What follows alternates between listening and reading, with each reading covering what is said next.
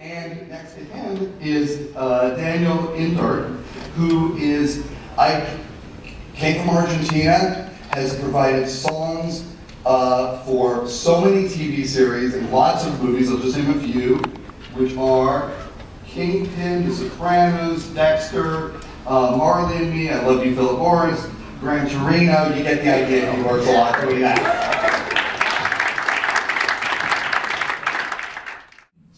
Jan said, diversification and treating your, especially in this business affairs that we're going through right now. This is just a phase, I believe, and if we should treat, I believe that the future of composing and composers and music people will be in treating your career as an entrepreneur, and diversification is one of the things you have to look into, so you cover, you have multiple incomes and not just relying on one income, because that's your risk is extremely high.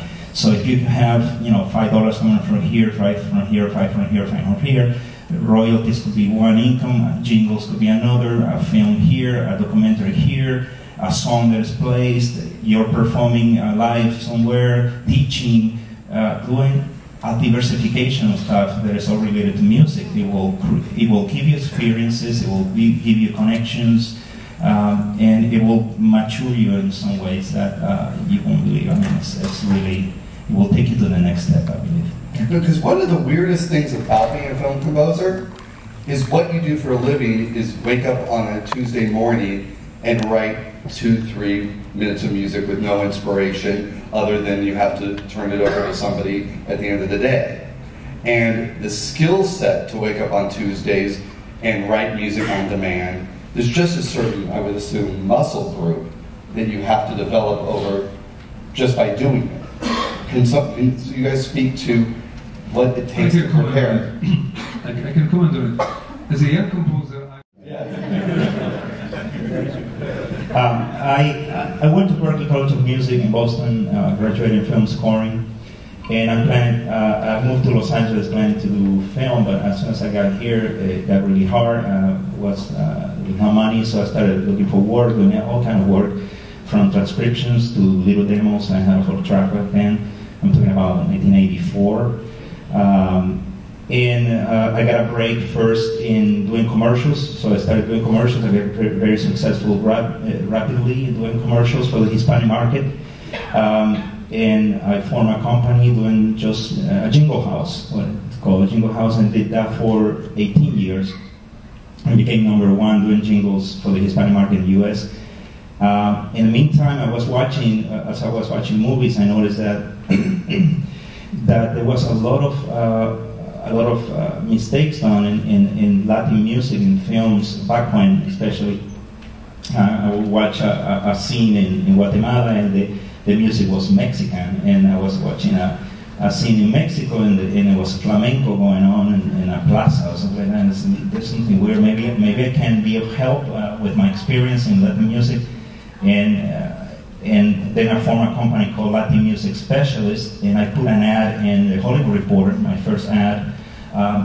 Did you get any bites from you? Oh, absolutely. Immediately, the office of Joel Sill, which is one of the major music supervisors in town, they called me, asked me for the demo. I sent the demo. Then he called me personally. I didn't know who he was, actually, because back then I didn't know anybody in the film industry. And he said, I like your demo, I would like to come to your studio and meet your team, because I have a project here that I need Latin music, especially for that. And then I called my attorney, and I said, look, I'm Mr. Joe Sills coming. What? He said, Joe Sills coming to your office? Yeah. And he's, who says, wow, man, you hit it big already, and he's coming and looking at your work and all stuff. Yeah, well, so he came, he liked it very much. He gave us the script for Dance With Me, the film with Vanessa Williams and Cheyenne.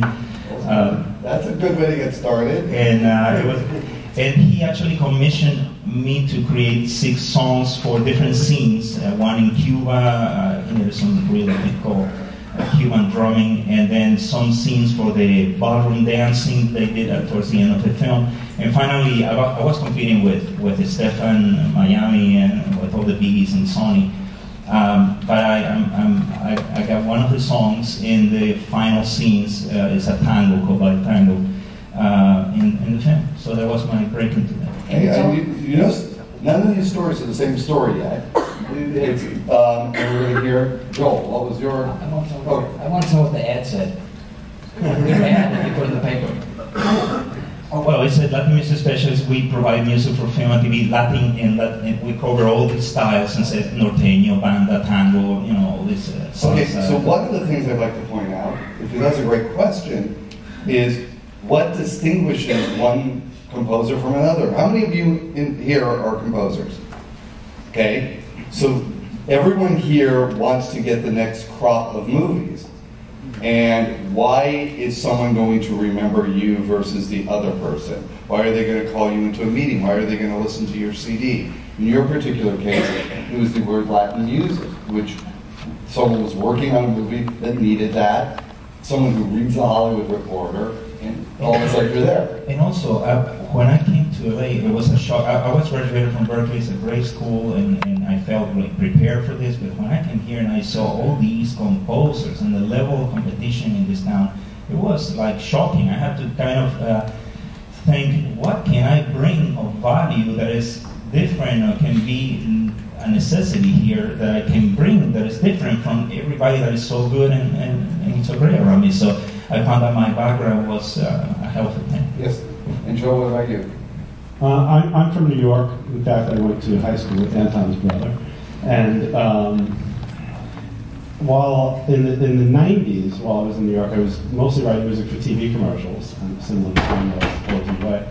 And I ran into an old friend from high school. I went to the High School of Music and Art in New York. So not only was it musicians,